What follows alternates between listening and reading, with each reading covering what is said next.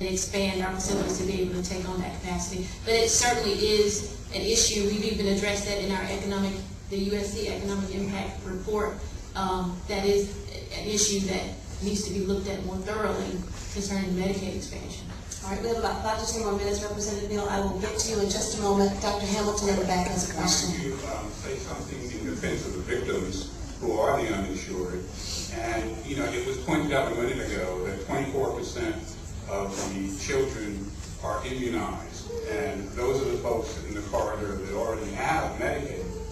And I'd like to say, yeah, that's true, but that number is measured at 2 years of age. At 2 years of age, there is chaos in most people's households that have infants.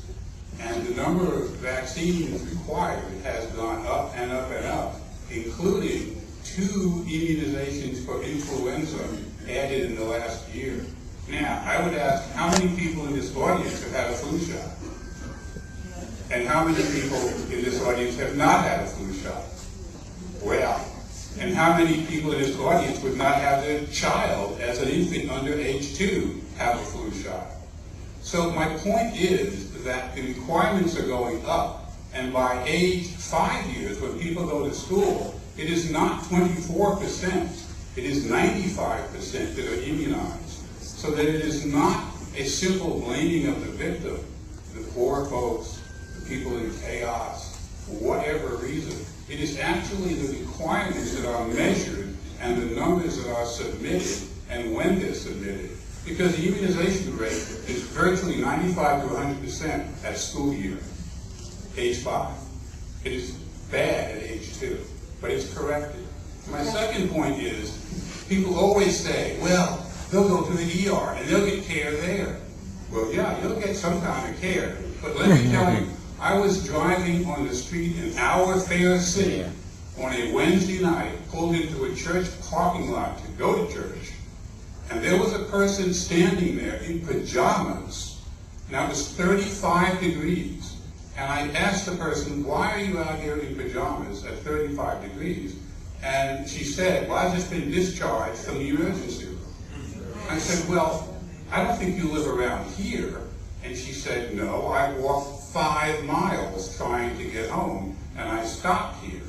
So I put her in the car, took her back to the hospital, went into the emergency room with her and said, how is it that you just discharged this woman? She's obviously injured, and she's obviously incapable of taking care of herself.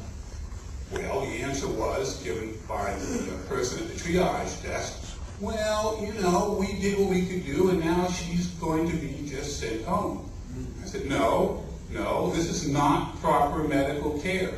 This person is still injured, still hurt, and has no place to go. And they said, that's what we're going to do.